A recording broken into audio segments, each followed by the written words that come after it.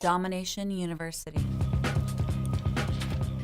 Just All go for right, it. We'll have fun. Let's have fun. here we are. We're rolling. This is Domination University, and I'm here with Dani Smith, Dani Quick Draw, the artist and author behind Black Dog, Rebel Rose, Asylum, Shale City, and much, much more. Dani, welcome to Domination University. Thank you so much for having me. It's an honor. We are honored. I'm so excited. We have a mutual friend, actually, Sammy Asaurus. Love And her. Love her. yeah, she's got hugs and kisses for you all the way from Oh, Seattle. And she told me that you are a Amazon best-selling author hmm multiple times. yeah, that's correct. Couple of my comics have outsold select digital issues of titles like Hellboy, Buffy the Vampire Slayer, The Last Airbender, um, among a few others. Actually, I think at one point I even outsold one of the issues of Sandman by Neil Gaiman, which I Wow. almost fainted because, a little tiny indie like me, you don't ever think that's going to happen. I'm not on, a New York Times bestseller list. I'm not on with a major publisher. It's always been very independent for me.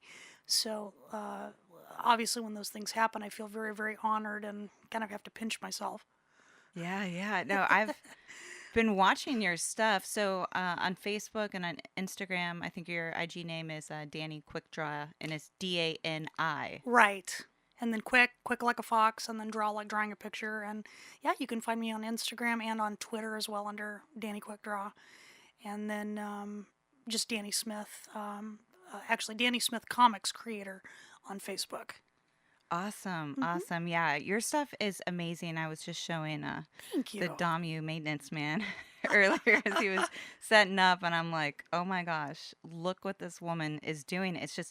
It's incredible. How do you describe the vibe or the genre of your stuff? There's probably a few different worlds coming together. Definitely there are. I guess in order to describe what I do, I have to go back a little bit.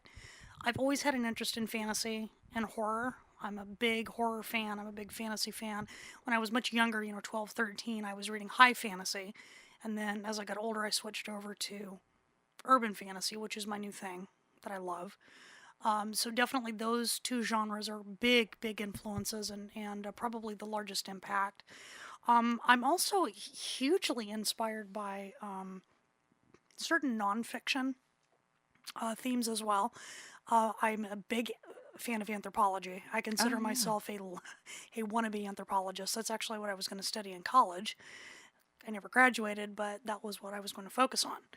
And so, cultural anthropology, folklore, mythology, body modification, man and his symbols, so to speak, if you want to be Jungian about it, that all has definitely impacted my work. So, you'll see a lot of themes with, body painting, tattoos, piercing, um, different types of cultural dress, um, just smashed in along with the fantasy and the horror theme. So definitely, there's an aspect of the folkloric in my work as well. Awesome, awesome. hmm Now, have you always been into that stuff from like with your imagination, like because you're clearly a witch. Oh yes, Clearly, yeah, I've got a pentagram clearly, tattooed on my arm. It's, yes, we're protected here. Yeah, yeah. yeah, definitely, I am. I feel Of like you the deserve OG status though, because it's not so like you kind. just, yeah, it's not like you just jumped on a trend recently No, or not at anything like all. that.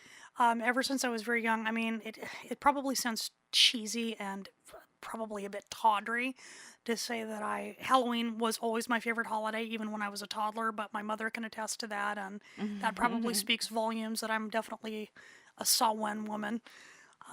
But yeah, I've always leaned in the direction of the pagan, the mythical, the folkloric, fantasy, horror, the fae. My husband and I actually married last year on May Day, Oh wow. and we had a pagan wedding and a hand fasting, and so definitely I lean in that direction very naturally. Yeah, and it's hmm just something. Did you have anyone in your family that influenced you, or is it just something you're just an old soul that came into this world and kind of recognizing different symbols and the power of archetypes and I like to think that. I once had an energy healing with a mystic, a Hopi mystic, yeah.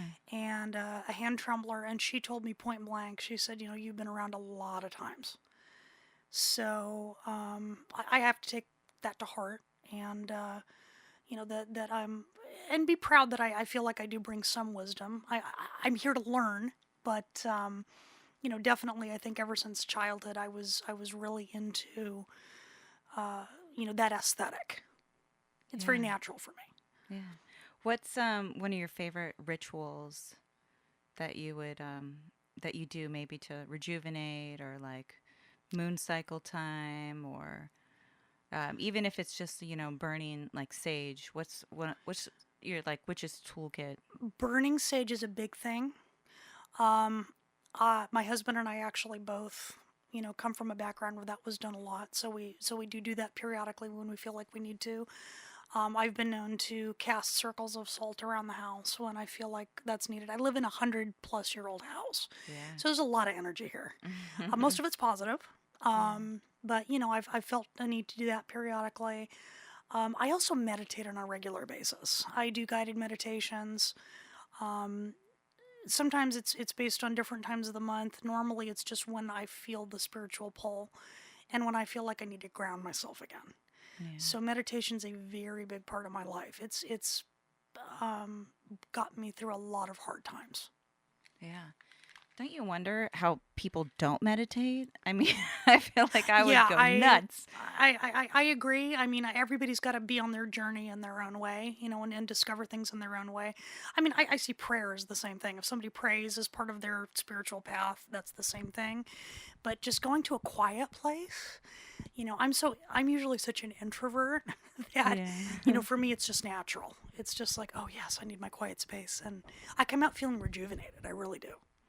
That's awesome. Yeah. So what about grounding? Because you just talked about grounding and your style of art is just so surreal. You look at one image and you feel like you're in another world. Oh, that's thank So you. So kind. I mean, where do you shoot off to the astral plane every night and get your ideas, or because you do seem grounded, as an individual. I appreciate that. Yeah, I am a Taurus, so I am an Earth sign. Oh, okay, happy birthday. Thank you so much. The Yeah. 30th, it's coming up. Woo! Awesome. Last year of my 30s, look out. Uh-oh.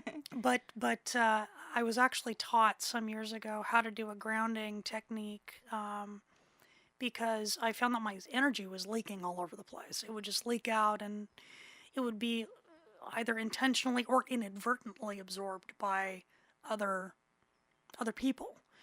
And so what I learned how to do was what's called a zip up, which means that you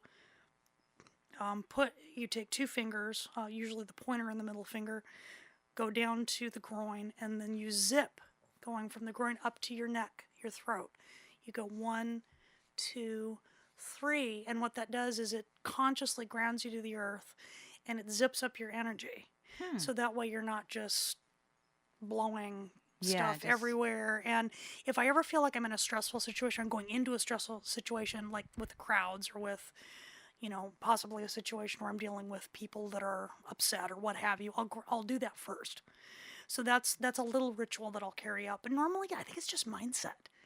And the art really does ground me. Even though my work is very surrealist, I feel like it's coming from a place of being grounded and then lifting off from that grounding, if that makes any sense, hopefully. So you're uniting the earth and the cosmos. Yes, essentially. exactly. Because we're part of both. So, Absolutely. you got to merge the two together. So I hope I don't trigger you by bringing this up, but it's kind of a compliment because your art is so good. Your paintings. So I haven't seen your actual paintings, but I heard that your paintings are so good that someone stole like a bunch of them. Yeah. Back in the day. Do you want to talk about that Absolutely. at all? And Yes, how that maybe affected you? I'd love to vent about that. That sounds fabulous. Yeah, that was actually many, many years ago. That was... Because that's like some Da Vinci stuff. That's like it someone was crazy. Stealing art. Like that's such It was crazy. like a cardinal sin. Yeah. That it was, And I'll admit it too. I hope this doesn't sound insensitive to say that it very much felt like an assault. Oh, It was an yeah. assault. It was a Oh, rape. It was a absolutely. stealing. Not to maximize what happened to me or minimize what happened to people who've actually been sexually assaulted. I'm not saying that at all, but it was in that vein. Oh, Creatively, it was a yeah. creative rape. So what had happened, in long story short, was I was actually working as a tattoo artist in Pacific Beach, and there was a gallery that opened up a couple doors down. And my tattoo teacher at the time said, "Hey, go show your work. They'd love it." Brought in probably about 8 or 9 pieces, showed it to the guys, signed a contract, and the work. This was literally all of my best work, my very best work at the time. And a couple of weeks after I started exhibiting, all of a sudden, I got word, because I wasn't at the shop all the time. I got word that they'd shut down. So of course I'm going, okay, that's weird. They never contacted me. Drove over there. Turns out that they had completely cleared the place out, including all of my work. They took all of my paintings, and this was almost $10,000 worth of pieces. Wow. This is when I was doing oils and acrylics on canvas and on board, and very traditional. So it was of course heartbreaking. It was awful. I never got Wow. it back. It was gone for good, Oh and my I just God. hope maybe at least some of it ended up hanging on somebody's wall. You wish at least some good karma on it, I guess. Yeah. But the positive ended up being that at that point in time, I ended up abandoning traditional art for the most part, other than doing sketchwork and pencil, which I didn't exhibit normally. And I went on to digital art, and digital art changed my life. Digital art brought me into comics, brought me into doing book illustration, brought me into doing my own book covers, and eventually my digital art was what got me the film option that we'll be talking about later. Yes. So a negative definitely became a positive. But yeah, it was at the time it was horrifically painful. My God. It's the worst thing you can imagine as an artist. Yeah. I'm It's so like my sorry. babies were gone, Yeah. you know? I cannot even actually imagine the depth of what that must have felt like, but I'm glad at this point, you can put it in the light that it is. And Yeah, absolutely. I There was a mean, positive that came out of it, so no doubt. because you allowed there to be a positive, Right. you allowed there to be change, you allowed, the universe to fill you back in. Mm-hmm. There's always a reason. That's so cool. That's so cool. So, a lot of the stuff that you see, and Sammy mentioned this. I'm not sure if we mentioned her on air. Sammy of the Office of Personal Power. She was talking about how you have a lot of stuff with angels and demons, Yes, I do. and so how does that play into your spiritual beliefs, or either archetype wise, or just kind of different things that human beings can relate to in human interactions and whatnot. Um, well, basically, the biggest title that has the angels and demons would be my Black Dog and Rebel Rose series, which is a series of illustrated novels and comics. It's my most popular series to date. And I really the angel and demon theme originated with just a need to tell a really cool story based on well-known archetypes, well-known creatures or entities from not just a mythological plane but from a spiritual plane. And there was just so much. I mean, I read avidly, and I was reading at the time I formulated this series. I was reading the Apocrypha, I was reading the Quran, I was reading the Torah, I was reading modern books on the subject. Pagan books on angels, which of course do exist. I mean, it may sound like a oxymoron, but they do. There are pagan books about angels, and seeing them as entities that are always around us and influencing us. And it was just so fun to just be able to create characters that were from that powerful of a background, and yet at the same time make them human, make them seem human. So I ended up creating a half angel female and a half demon male, both of who have these amazing powers and these amazing abilities, but they also have tons of baggage. They have so much baggage because of what they are and what they've been through. And it makes them even more human than human. Wow. It's and that's part of how I think people can relate to these characters is they're incredibly powerful, they're incredibly magical. You would think that they'd be ruling the world, and instead they're both, mucking through just like the rest of us, sometimes even in worse situations. And I think that's why it's become a powerful story that a lot of people really enjoy and can relate to. Yeah. That's amazing. I mean, it, I can see a lot of relationships that could Oh yeah. mirror a lot of that. Oh heaven, yes. Oh my goodness. Oh my goodness. So it sounds like to some extent you're practicing therapy with your art in a way. Yeah, and I think that all artists do in their own way. I Yeah. think that we all do. I think that art imitates life, and vice versa. I think it comes full circle. So that's absolutely true. Yeah, it's therapy for me. I remember when I actually had a fan. I have a fairly large fan base in Australia, and I actually once had a fan email me and say, "One of your books saved my marriage," Wow. and which was to me That's just so just cool. blew my mind. But I realized the reason why she was saying this was because on some level she was able, I guess, on her end to realize that she could. Her relationship didn't have to be perfect. She could work on it, what have you. There was it helped her, achieve some kind of spark. That was never my intention, but hey, if it works, that thrills me. That's fantastic. You want your Wow. work to affect people. Absolutely. That is so cool. I'm just Yeah. in awe of you. Oh, you're so sweet.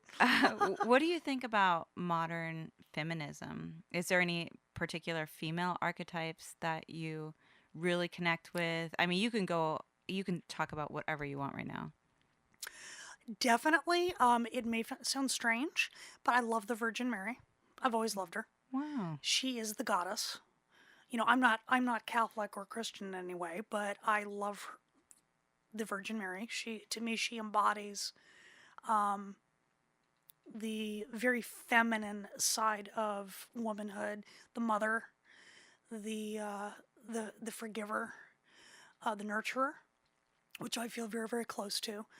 I also I don't know if you'd call her an archetype. An archetype, I guess you would. Ophelia from Hamlet. I Okay. actually published a book of poetry called Being Ophelia. Oh, wow. And I'm not saying that I'm by any means whatsoever a spectacular poet. I'm probably fairly mediocre, but You can't be awesome at everything, so. exactly. I'm okay. I manage, but still check out the book. But it was therapy for me, and Ophelia was definitely a very very big symbol for me as far as being female and feeling like you've just been dragged through the mud by so many male figures in your life. And, whether it be the father, the partner, the boss, what have you, feeling like you never quite measure up. Even though you're trying and you're trying and you're trying and, you bleed out for someone else.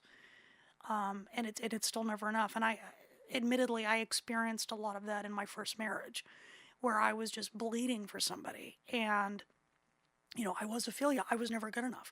I was this innocent young girl who had all these hopes and dreams, and I ended up horribly wounded, cheated on, heartbroken, emotionally abused, and just, for a while I was almost unable to function. And so I think that's why Ophelia really means something to me as far as being a feminist symbol. Yeah. She really stands out.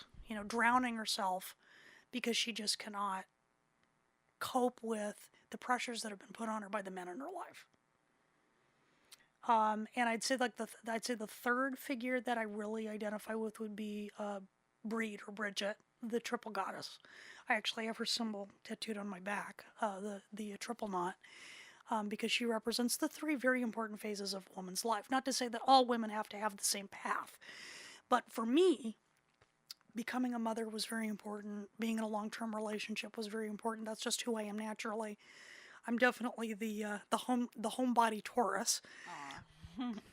So, being the maiden and then the mother and the crown, those all being very distinct aspects of how I picture my life. So on that end, Bridget is really, really important to me as well.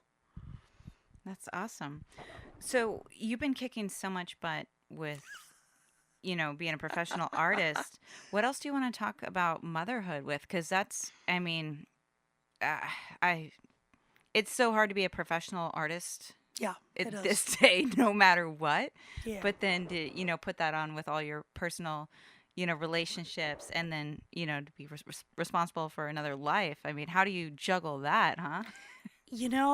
It's funny you asked that question. When I was pregnant with my son, I was on bed rest quite a bit because I had major health issues, and I journaled a lot and I wrote a lot, and I had to work through a lot of guilt because being an artist mother, our society, at least here in the United States, doesn't really embrace the artistic life. There's not a lot of Yeah. support for it. And when you're a parent and you're trying to be artistic, you're stigmatized as a loser or as, you You're know, not you're sacrificing not sacrificing or you're everything. not doing the right thing, which is hilarious because I would do anything for my son. I would, I would work any job. I would do anything I had to do for that child. So I did have to get past that, but nowadays my son's 7 now, and he's so proud of me. Oh, of course. He's so Of proud of course. me. He grew up watching me draw. He grew up looking at all my heavy metal magazines, and yes, I am that mother who let my son look at heavy metal magazine because I don't think there's anything wrong with him seeing those things. It's all very beautiful and natural. And he's so proud, and he loves to tell people, "My mama's an artist. My mama does drawings," because no one else he knows does that or has that. And that's all I choose to focus on these days. I just focus on, is my son proud of me?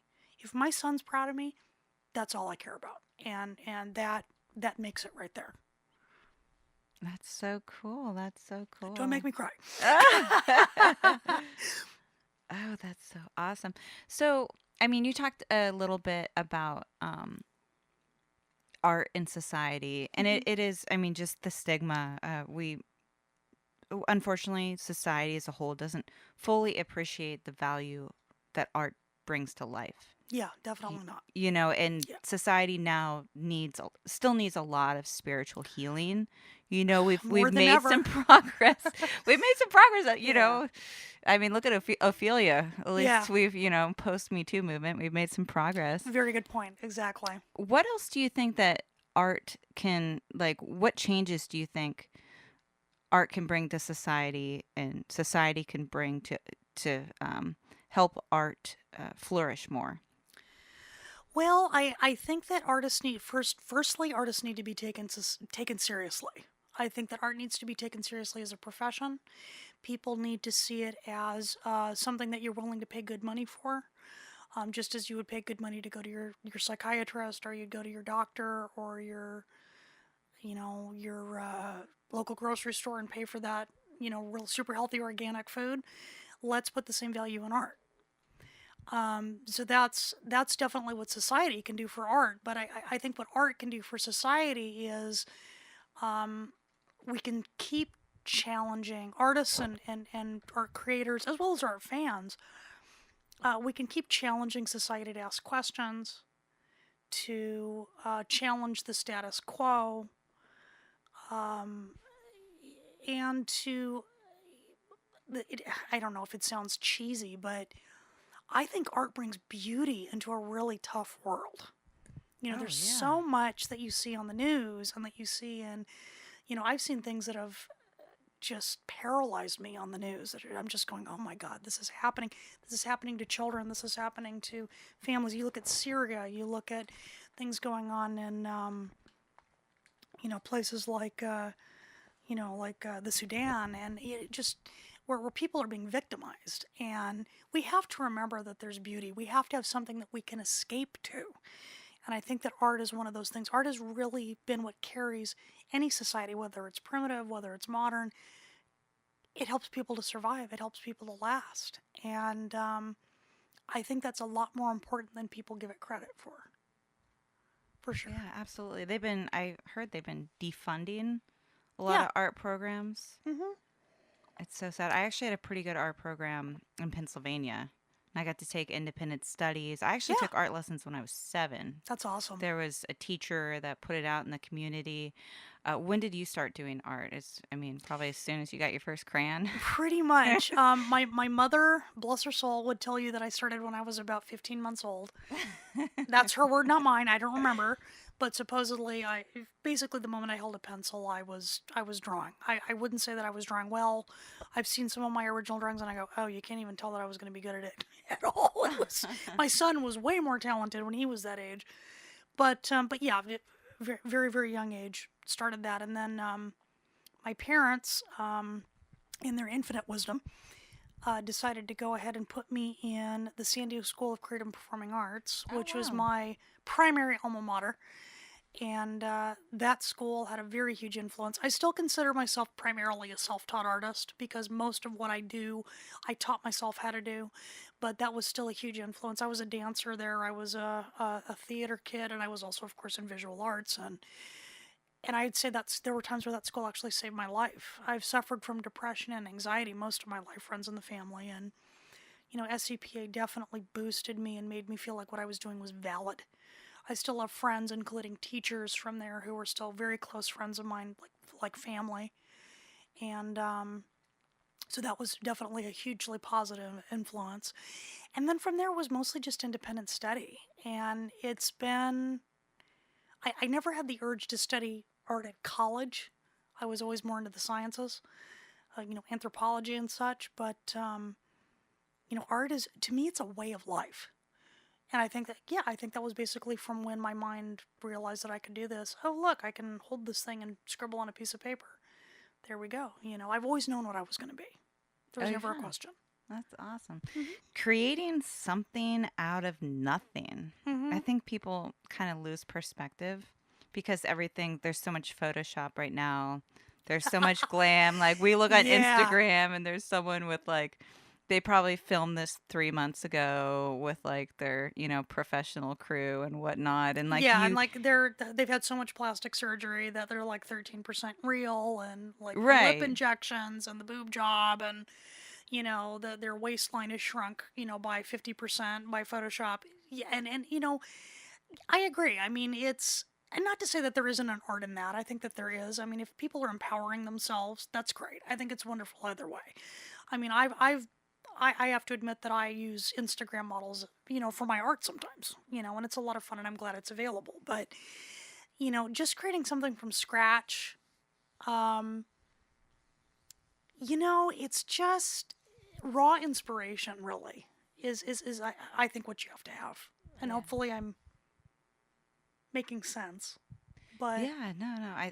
I mean, I just wonder if for some people, they look at some of the stuff that's out there. They see an artist like you hmm. and they try to create something. Maybe they take a little pseudo art class at the bar. It's like Oh yeah, sipping paint night and they give up on it because they don't quite put it into perspective because everything's so, kind of glammed out these days, Photoshop these days. yeah, and people want instant perfection. And God, what's the old adage?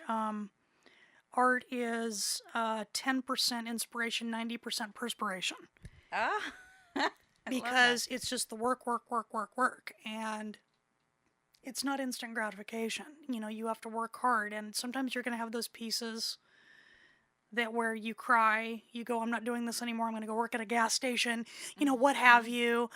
Um, but yeah, you have to be willing to put the work in, and but it always breaks my heart when people say, I used to be so into art when I was younger and I just gave up. And I go, don't give up, don't give up. Enjoy it, let it be what it's meant to be, because it could turn into something so amazing for you. And I just enjoy it for what it is.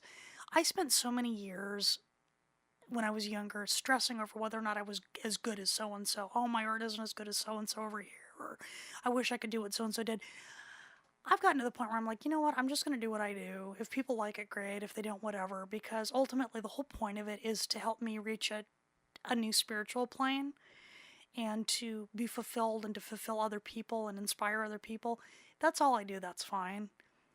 You know, and there's going to be imperfection in that. And I think I finally realized that that's okay in my old age.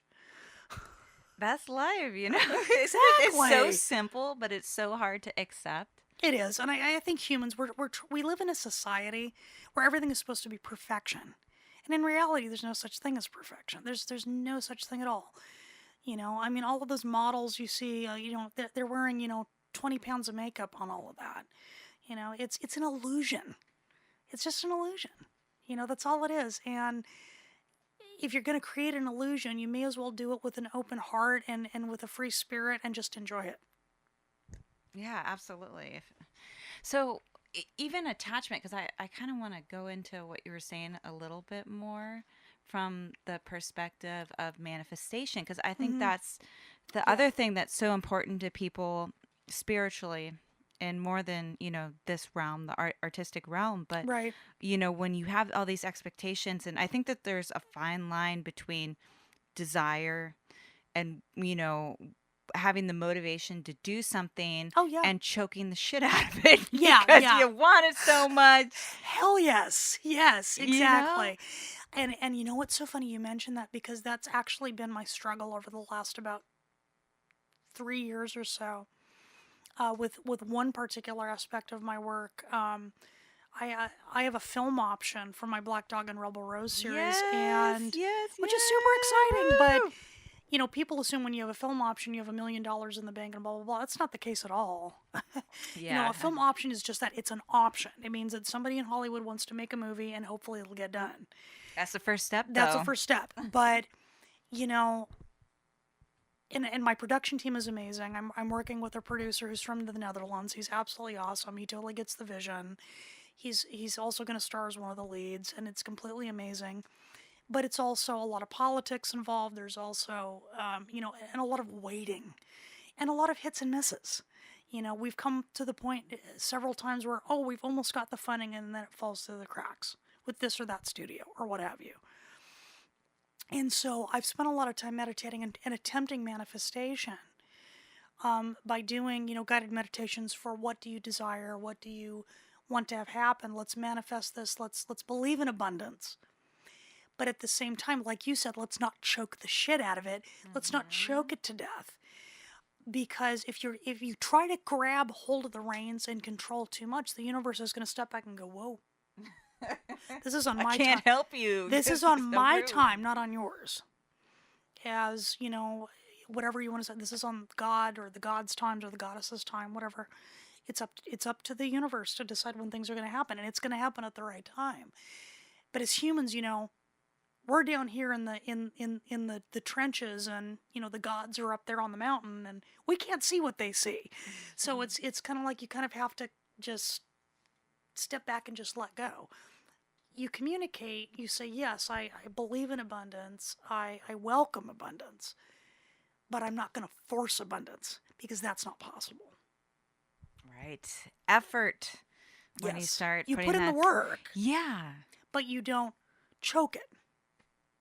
Yeah, I feel like we need another moment just to take that in because, and no Yeah, matter what sector of your life, personally or professionally, whether or not you're trying to land a job or just yeah, have better friendships, yeah, just it's absolutely. like having that sense of trust, having confidence and knowing that you have to take action, whether that means that you have to walk out your front door and go somewhere Yeah, or you need to pick up the pen and you have no idea, you're not motivated, you're not feeling creative, and let but me you tell you, I've just got been to put there. it down. Yeah, yeah.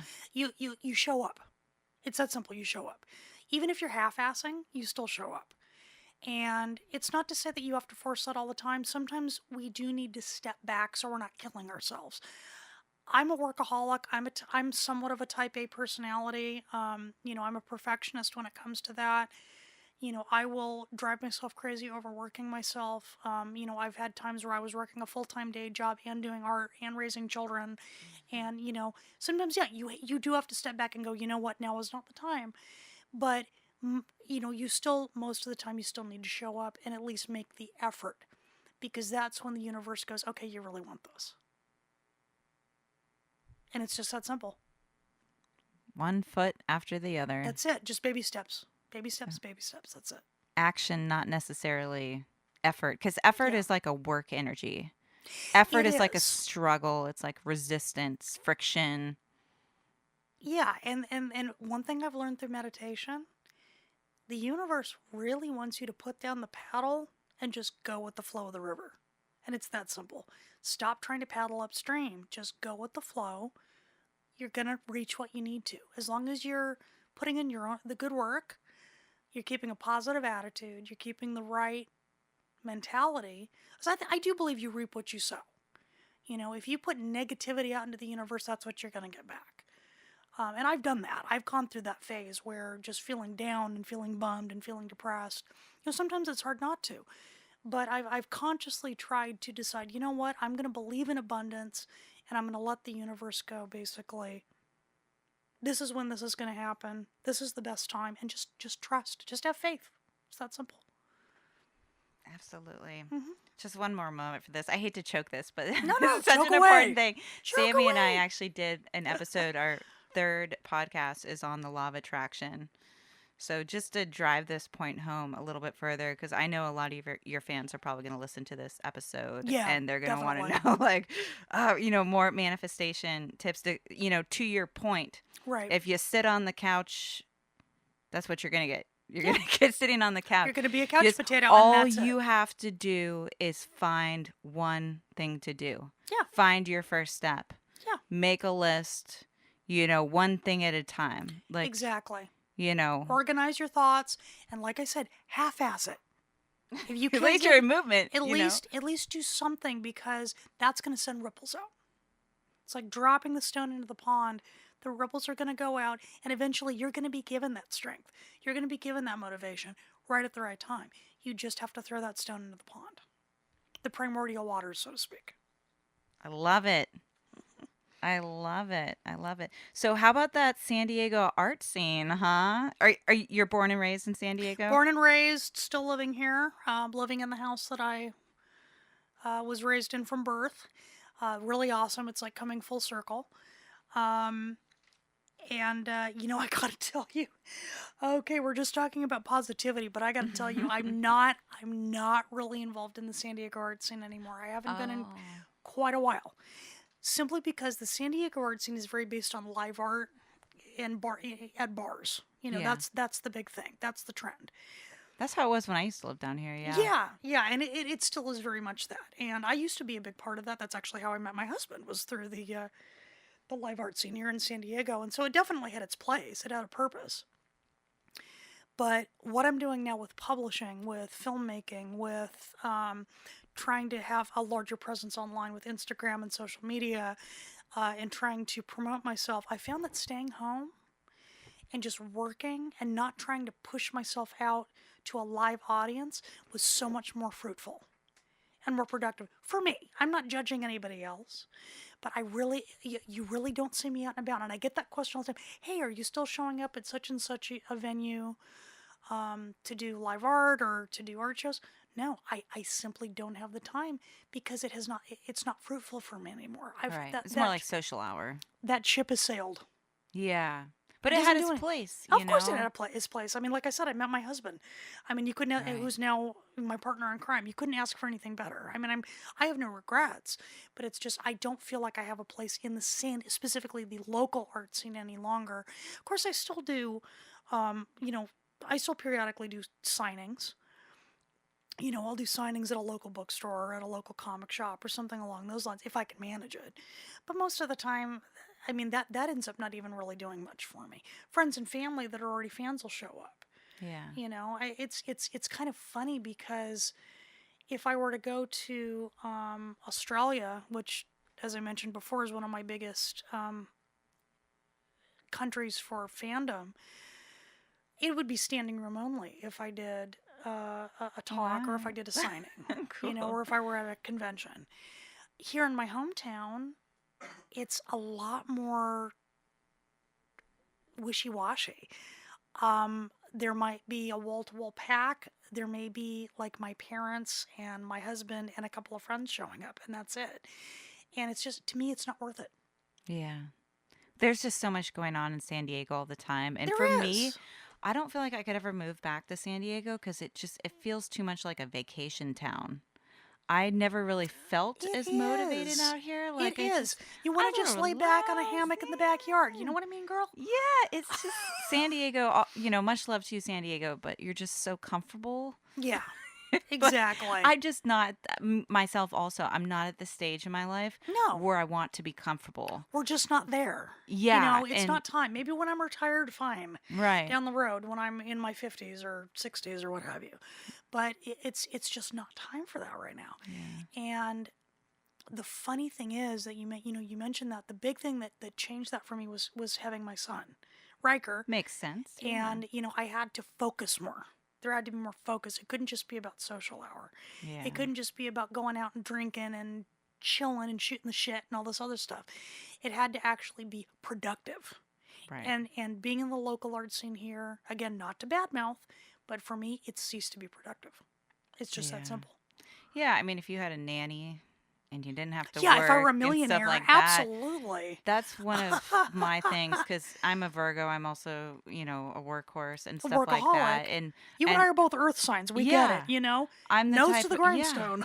It's always it's tough for me to mitigate my pleasure time, my fun time, Yep. my social time because I overload myself. Yeah, My you and me both. inbox, I got and it Yeah. gives me cognitive dissonance. I'm out Yes. having fun. I got all this stuff to do, Yep. and I go out in social hour and I can't even really enjoy it fully. You're guilt tripping yourself. Yeah, and I'm Yeah, like I thinking feel about you. like, oh, You and I I are better get up at twins. 6 in the morning and Yeah. just make up for this fun time I just had. So, Exactly. but I think you said it well Exactly. in terms of that ship has sailed because Yeah. you get to a point where I mean, Yeah. you're getting film options right now. It no longer serves a purpose. Right. You Do know. you feel supported by the other San Diego artists? Oh, definitely. I have wonderful friends and colleagues here in San Diego who, that we meet up with periodically, and not even so much to draw together anymore. Now it's just, support as family people and as, fellow parents and as, people who have a lot in common, but we're not necessarily doing art together. We're just hanging out and having a barbecue, or we're just supporting each other at a difficult time. There's no doubt that I feel very supported here. I feel very blessed. I mean, it's so funny we're talking about the film option, and you fantasize. You think about how if it eventually goes through down the road, if you suddenly ended up with a ton of money in the bank, would you ever change anything? And my husband and I kind of chuckle and we go, you know what? I don't know if we'd even move. We live in this little tiny house, what we call the family compound, with my parents living on the property, and we love it so much. I don't know if we'd even change it, even if we were wealthy. So definitely, I feel very blessed here. It's just that the journey has changed. The journey has taken a different path. Yeah. Well, it sounds like you're on the right path because God, I you're hope so. you're welcoming abundance, but you're not Yeah. attached to it. Yeah, I can't. You know. It's not possible. Right. It can't come to you if you attach to it. Right. It's got to be healthy. Exactly. Yeah. Exactly. So do you want to talk about maybe your favorite artists? Or some of your favorite local San Diego artists? One of them may have just walked by Yes, right one now. of them just walked by. It's actually, I get to brag now. It's not going to just be about me. Um, my husband, Alex Julian, he's a wonderful local artist. Alex the artist. Alex the artist, or Physics, That's as his he's Facebook known. name, right? Yeah, he's just Alex Julian now. Oh, But okay. But I used to know him as Alex the artist he because was. he's this epic guy of like painting murals Yeah, all over the place. I used to hang out at the Ruby Room back in the day. back in the day. Yeah, and that's Yeah. actually where I started to show with him. He actually, quote unquote, discovered me when I was working two jobs. I was working for an insurance company by day, and at night I was working at an art supply store called the Artists and Craftsman Supply in Mission Hills, which has now moved to Hillcrest. But anyway, he ran into me. I was being very naughty, and I was painting while I was supposed to be on the job. Forgiveness. But he and another good friend of ours walked in and found me and said, "Hey, you want to come show with us?" And I'm looking at this really hot punk guy, and I'm going, heck yeah, I'll show with you. Just be my eye candy, you know. I was married at the time, but you know, you can window shop. It's okay. But yeah, we started showing together, and it's just so funny because now we're this married couple, and Power a lot of couple. people call us a power couple, and in the Southern California art scene. He's now my colorist for most of my comics, and he's absolutely spectacular. Yes. And he's Yes, he trying to is. hide right now. But yeah, definitely check him out. He's he's on Instagram under Alex Physics, Fizix, Alex Physics, and you know, really fabulous muralist, fabulous digital illustrator. We learn a lot from each other. We really do. Not to say that there haven't been times when we've got a deadline for a comic or we want to get it out, we've ended up yelling at each other, and I've ended up crying, and we're not talking. And Sounds then, normal. Sounds normal. And then we finish it, and then we're like, I love you. So we go through like all of those, artist couple moments, but I wouldn't trade it for the world. You know, he's immensely talented. He's also a great guy. He's a great stepdad to my son. He's just really awesome, and I feel very blessed. So in that way, the San Diego art scene has supported me and really come full circle for me in a very, very powerful way. If you want to talk manifestation, that was manifestation, without a doubt. Well done. Well done. I love it. What other artists right now, modern artists, really inspire you or that you're digging? Or do you ever feel like, shit, I gotta like up my game. I need to get every on day. it. Like Every day. I have to up my game every day. There are days where, like I said, like, oh, I should go work at a gas station, whatever. You always feel No. like that. But yeah, there's a lot of comic artists. There are also a lot of fine artists. Fine artists really do inspire me probably more than anything. I'm a huge fan of Michael Parks, who's a magic realist. I've loved his work since I was probably 14 or 15 years old.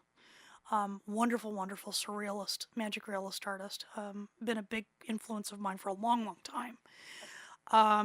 Comic wise, there's actually a very, very wonderful female um, uh, artist in the comics industry. She's actually won several Harvey Awards. Her name is Fiona Staples. She's a huge influence for me. My work's been compared to hers. Sometimes I think that's accurate. Sometimes I look at it and I go, oh no, she's way better than me.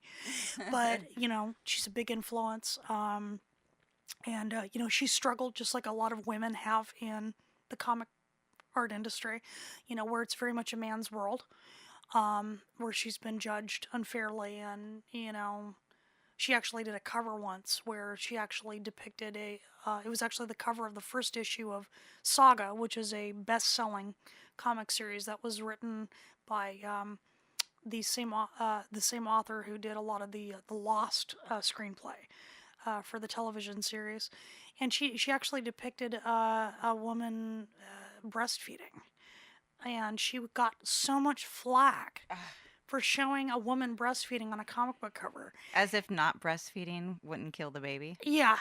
It's I mean, and it's supposed to be a comic about a family, about a husband and a wife and their child who And are it's running, and it's beautiful. beautiful. And the mother is breastfeeding on the cover, and she got so much flack for this. And I read this article and I just started laughing and going, you go girl, absolutely. So she's a huge influence. And then definitely I'm a huge fan of Olivia. She is one of my favorites, the famous female artist who did so many pieces for Playboy magazine for so many years in the 80s and the Really? 90s. Actually, that's one of her pieces behind you right there. Oh my God. Fantastic. I love it. Alex and I actually own a lot Wow. of her prints, and does a lot of nudes, a lot of very voluptuous women, and she reminds me every day that it's okay to create sensual art. I create a lot of sensual art. A lot of my comics and a lot of my books have a sensual aspect. Yeah, And let's I talk think about that is that. absolutely fabulous. And Olivia is one of those big influences. So, Yeah. I surround myself with her work, and I'm inspired to do better. She's actually she's actually who I measure myself by. Like, she's the yardstick. So Wow. I would love to be as good as her someday. Probably will never happen, but I can fantasize. Just keep going. Keep going. Just keep going. Exactly. I think you're there actually. Thank you. So I do want to talk about sexuality and your Yes, art. absolutely. Sammy actually brought that up to me because I called her and I'm like, oh my god, I get to interview Dani. Oh my god. And she's like, You're so I'm sweet. so jealous. Hug her for me. So there's a lot of sexuality in Yeah. your art and Quite a stuff. bit. So talk about how that because we have a very healthy, we have an entire office dedicated to sex magic. Um, Illy, yes, exactly. You got the flyer right there. Illy heads Loving it. that. She's our Scorpio sex magic office holder. She I'm a does. Scorpio rising, and I married a Scorpio, Oh, so we're all perfect. about Scorpio sensuality in this house. So I'm a Mars and Scorpio, but yes, I'm not the level, that I see around, like artistically. I don't really express myself sexually, like right. out in like Nothing wrong with in that. art Yeah. or, well, I mean, art in the bedroom for sure, but not like as Not publicly. openly. Not Yeah, publicly. I'm not as Exactly. public with my sexuality. So, Right. but Absolutely. let's talk about how just how you express yourself in that way and why you think it's important to the characters and your storytelling and everything that you do with it. Well, for whatever reason, which may or may not be definable to me, sensuality is just very, very natural for me, and being very open about it is very natural. Part of the reason for that, I think, was that I was raised in a very liberal household where my mother never downplayed sexuality. She always taught me that it was very, very positive. I knew how babies were made from the age of about 5 or 6 on, and it was never something that we laughed at. It was always just, hey, this is the way it is. These are the birds and the bees. This is the way it is. Science. Science, exactly. And, my parents never felt that they needed to block me from it or hide me from it. They just taught me to be smart about it. It was that simple. Everybody's going to have their own version of sexuality. Some people are going to be more promiscuous. I'm, believe it or not very promiscuous. I was never really a casual sex person. I'm very much a sex in the relationship person. Me too. You know? Unfortunately, it's just Well, I don't roll like that. I I feel don't like think I'm it's. missing out. You know what though? I've talked to a lot of people who are the opposite who said you're not missing out. You actually bypassed a lot of very negative experiences. So I think there's positives to both. We can't beat ourselves up. We can't be self-flagellants over, hey, I didn't end up this way. It's not always greener on the other side of the fence, It seems more complicated. It Honestly. way more complicated. There's all that STD Wait. stuff. All that, Yeah. forget that. Emotions. But exactly. But I found that I think I was able to express that side of myself, that very open sexual side of myself, through my writing. And I've tried my hand at writing erotica. I don't read erotica much. I don't read romance. I find it cheese bag. Not to say there's anything wrong with it. It's just not my thing. I'd rather read horror, fantasy, or nonfiction. That's my thing. Or watch documentaries. Yeah.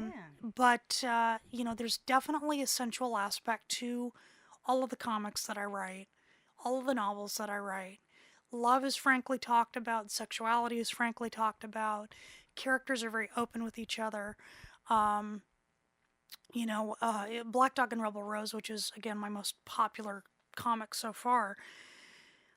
In the first issue, the first time we meet the hero, he is a raging man whore, and we find him in a shoot and scoot hotel, banging some chick he met at a bar, and I full on illustrated the full experience that he had, and Wow.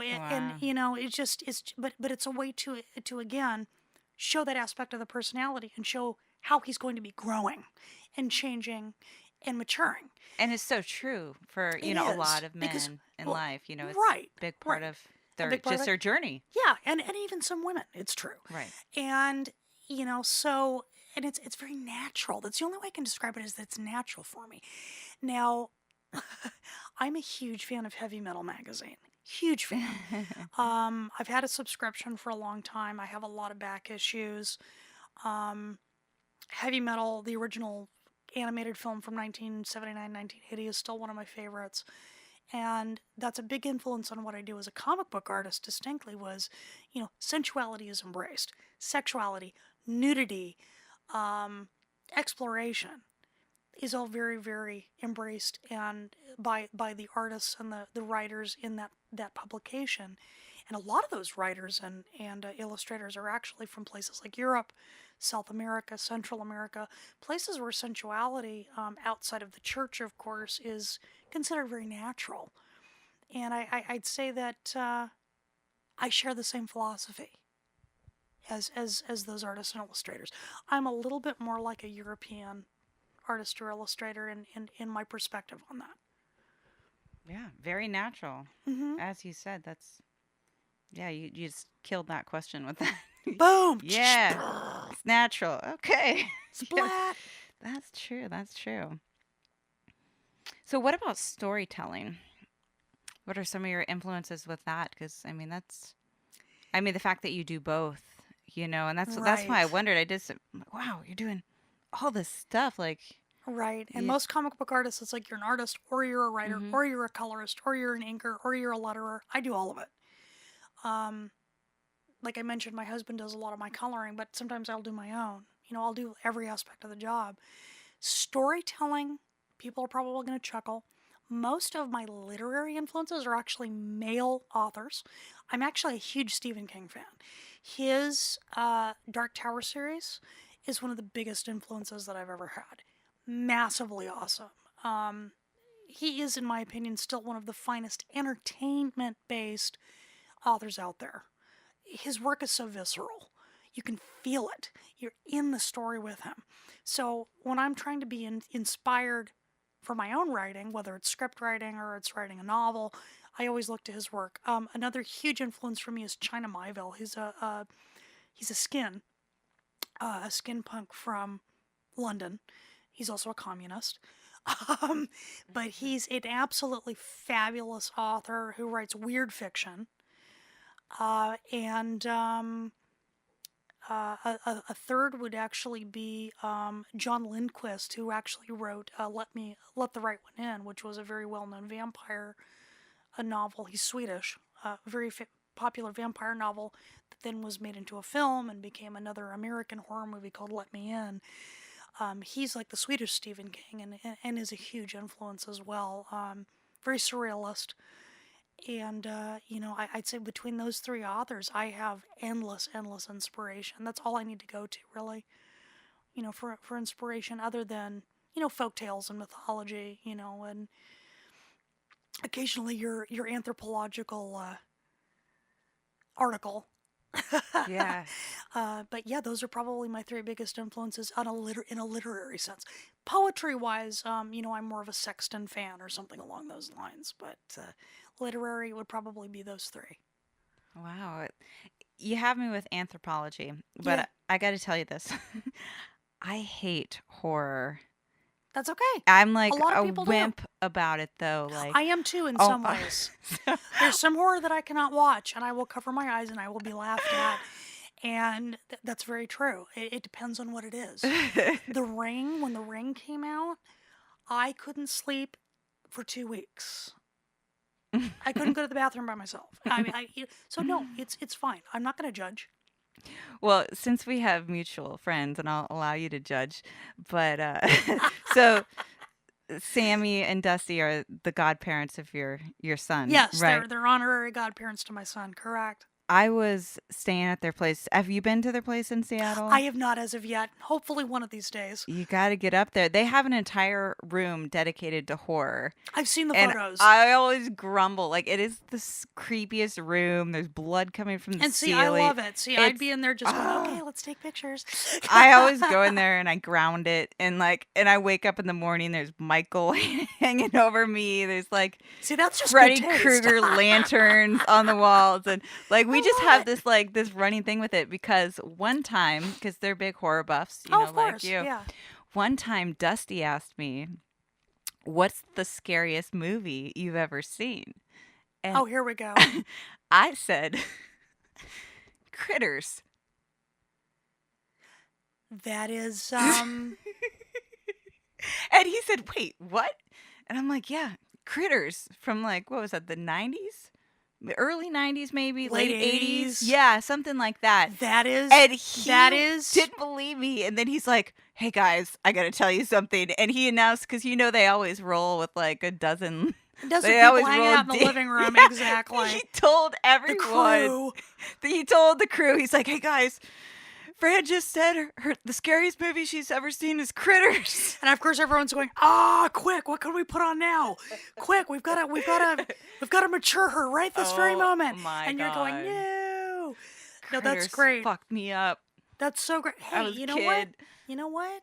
When we're children, things affect us. What can I say? I couldn't go into the basement. I would walk into the basement and I would run upstairs. I would have moments. All of us do that. I'd be walking out in the backyard and then out of nowhere, I mean, I was a kid and like who knows what I was processing and like the world that I was living in as a child. But I'd walk out and I'd be cool, like it's fine, it's dark, no one's around. And then all of a sudden, like I'd just get this fear and I'd run back in the house. That's so classic. I love it. And it was such a cheesebag movie, too. I love that. There's That's probably so great. younger people who have no idea what Critters is. So it's Probably these little a lot of black, our listeners, yeah. fuzzy, little hairy little balls. They almost look like those like puff balls. Yeah. They look They're like trebles, only with giant grins full of very nasty, sharp teeth. yeah, and they come from outer space. Mm-hmm. And they just start eating people. But I think I can see the image in my mind. I need to like neutralize this in meditation or whatever. But I can see in my mind when the critters formed a giant ball and they were just rolling down the street. Yep. And they ran over this guy. And once they had completely gone over him, the only thing that was left was a skeleton. And I'm like, oh, hell no. Oh, They're hell coming no. for me. No. Run away. Why? Why would you do this? Oh, So, yeah. that's awesome. I love it. I love that that's the scariest movie you've ever seen. There's something epic about that. Every time I'm out of town, my fiance watches a horror movie without me because he knows I He's won't like, watch awesome, it with him. now it's my time. Yeah, he watched that clown one, the It. Oh, It? Yeah, Yeah. he watched something else the other day. And That like, would scare the pants off you, let me tell you. oh, hell no. Slancha. Slancha. Yes. Love it. Oh, and we were recording for that too. Sorry, we had to get more Hey, why not? sparkling champagne out of a red cup here. This is so 'Cause we're fabulous. so classy. That's how we This is- roll. This is how Punk a rock. punk witch does it. Exactly. Love it. Love it. I did want to ask you more about being a female artist Yes. because, you know, we've come a long way, but we're still progressing. You know, there's Right. been some shifts. People are still adapting. Everyone's confused Yeah. to some extent. Tell me more about your experience. So, I guess that the biggest area of impact where I've really noticed where my gender makes a difference is really in the world of comics. And mind you, I'm not bad mouthing male comic book artists. There are plenty out there that inspire me and that I love. But being a woman in comics, it's almost like you're trekking into alien territory a lot of the time. If anybody would go and look at my work, read my comics, look at my cover design, see what I'm writing as well as drawing, they would see that it's not what people tend to stereotypically think a woman would be creating. It's so a lot of people actually assume that I'm a man. That's awesome. A lot That's of people assume that I'm how male. sensual it is. Yeah, they assume I'm male, and also just how violent. There's a lot of violence. There's a lot of gore. There's a lot of horror aspects.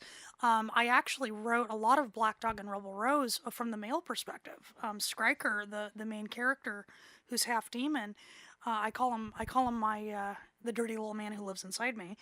He, it's a lot of it's from his perspective because we see him grow quite a bit through meeting his lady Rose.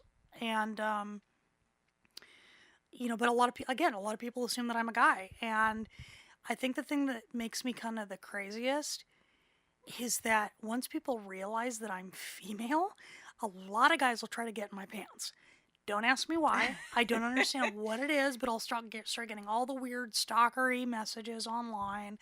I'll get all the inappropriate photos. I'll start getting people asking if, they can meet me somewhere. Or every time a Comic-Con rolls around, I get guys asking me if they can take me out to dinner while they're in town. I mean, it's just, like I said, it's bizarre. It's like, when people picture a female comic book artist, they picture it as some kind of sexual escapade. I don't know why that is. It's like, oh, yay, you make comic books. I want to stick my dick in that. It's like, You blew their minds, though. It's strange, though. It's so strange how that has to be sexualized. It becomes a sexualized situation. It's like, it almost feels like sometimes I can't be taken seriously as a comic book artist. There always has to be the fact that I have a vagina and a pair of tits attached to it. Sorry to be lewd or rude, but that's been my experience. And I think one of the big reasons why I haven't done a lot of comic conventions and I've done only very small, intimate signings and things like that is because I actually have a lot of social anxiety surrounding, people coming up to me and getting in my face about what I do and, possibly behaving in an inappropriate fashion. And I'm not saying I'm a supermodel. God knows I still have the mama body. I'm definitely nothing special. But it's just, people are drawn to and fascinated by the fact that I am female and I create comic books, which is such a it's such a male activity or a male form of art, I think, to a lot of people. And it ends up just triggering very bizarre behavior from people. So, Wow. yeah. I'm sorry you have to deal with that. Well, As and if you're not giving enough with like this awesome art and storytelling. Like you got to. it's so weird. It's so weird. And people go, "Well, aren't you flattered?" No, I'm not flattered. It's appreciate the art for what it is. Don't try to turn it into some kind of like, you know, pornographic experience. That's to me that's just bizarre. It's bizarre and it's offensive. I mean, I and not to say that I don't have plenty of male fans who are absolutely wonderful, who I absolutely love, who are absolutely respectful, but again, it's just that's been my experience so overwhelmingly since I started publishing comics back in 2010 that it's hard to not bring it up because Right. that's just the overall experience in general. Yeah, my mind is kind of blown that we have to deal with things at Yeah, the level that we do. exactly. I think it might be just people are learning boundaries. In the past, they didn't have to have them, Yeah.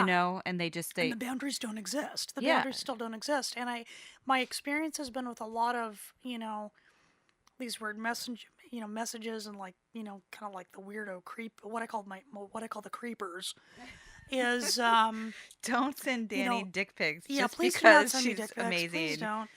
don't. They will be ignored and you will be blocked and my husband might come after you online.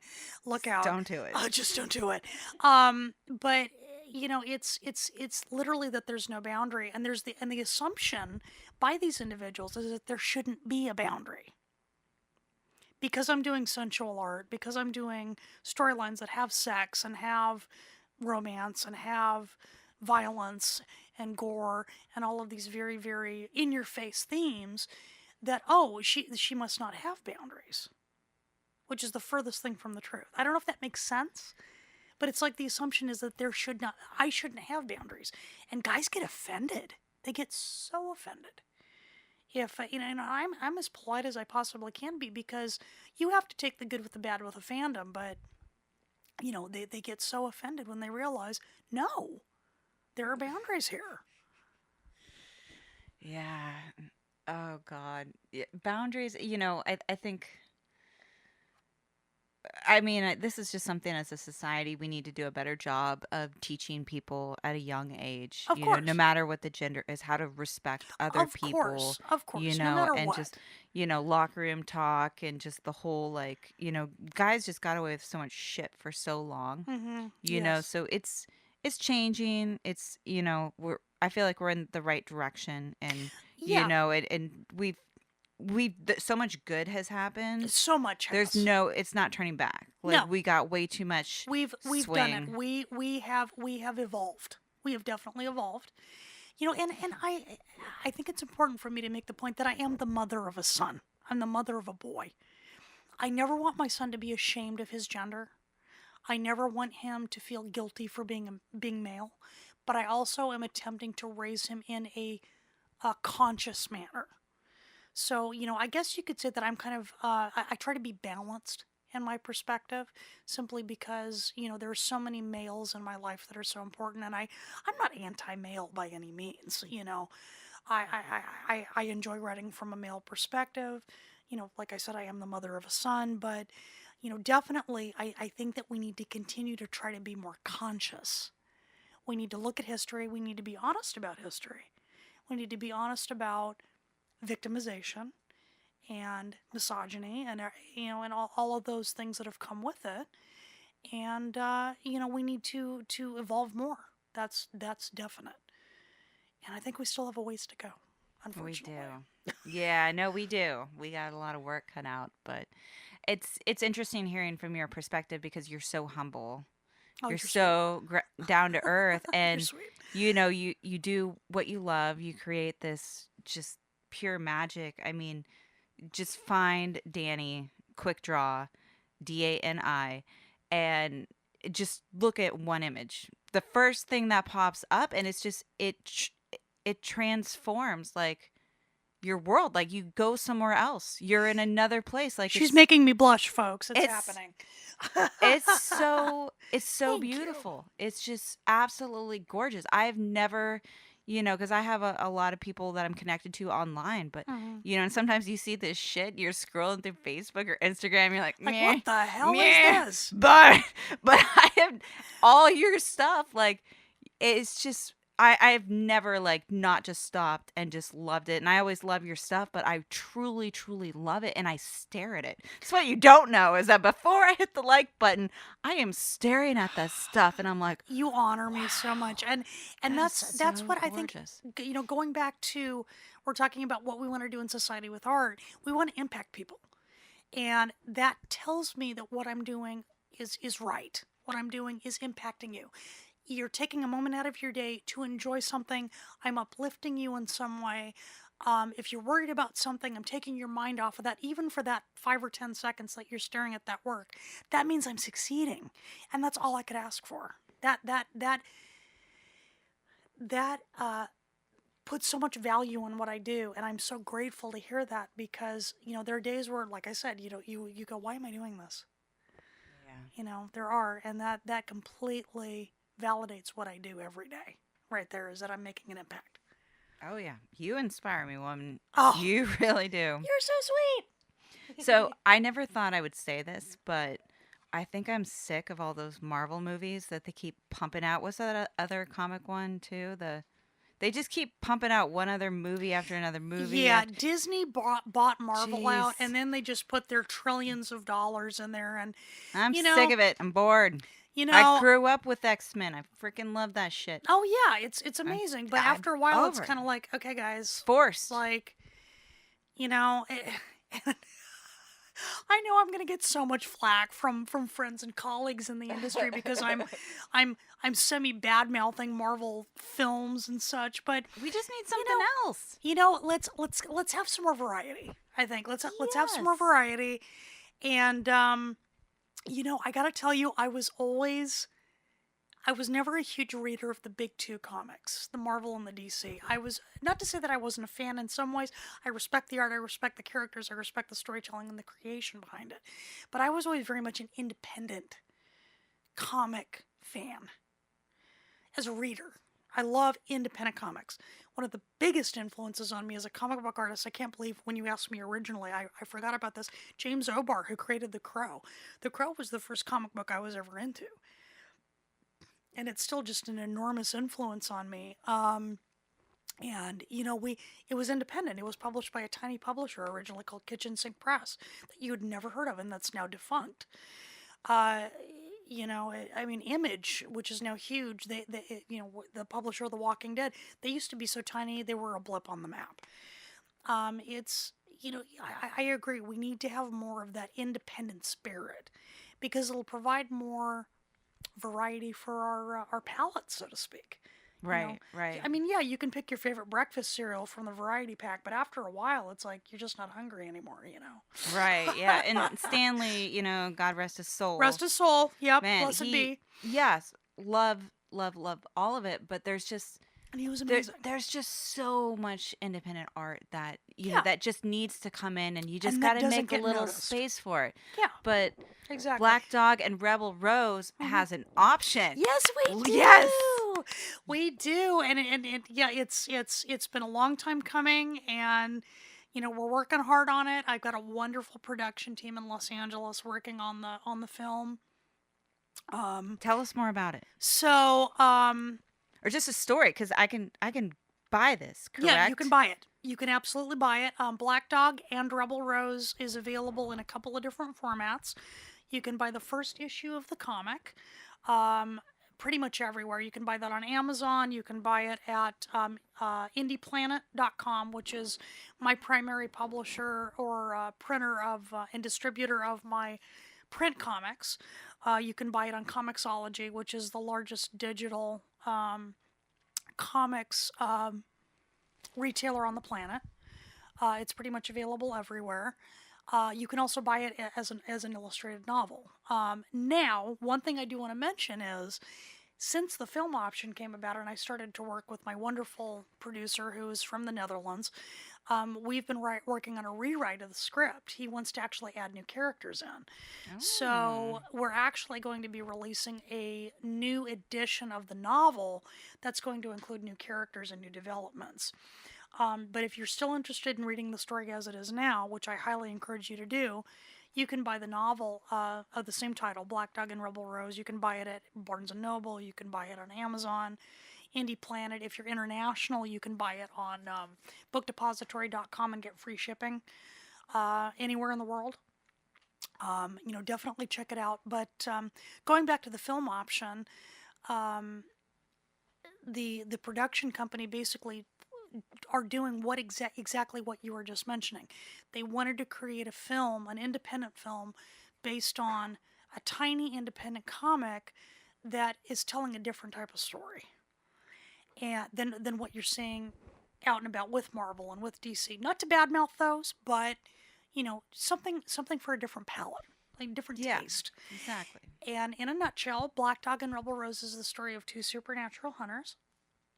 One of them is half demon, one of them is half angel.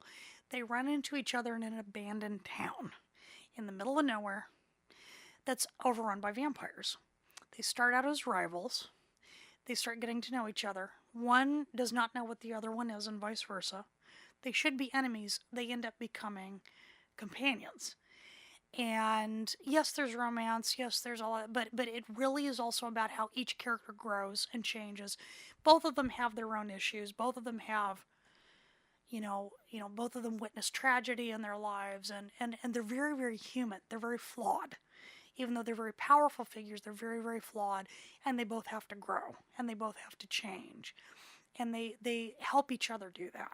So that's really what the storyline is about. It's a fairly simple storyline.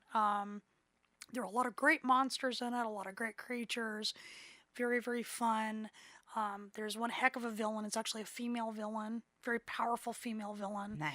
And she's a badass. And I thought it was important to have a powerful evil female as opposed to the powerful good female in this storyline. So I was very proud to create that.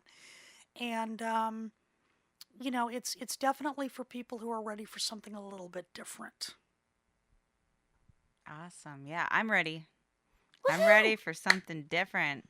Yes. Awesome. Awesome. Thank you so much for joining us. Oh, it's my huge pleasure. It's been such an honor. Thank you so much for having me.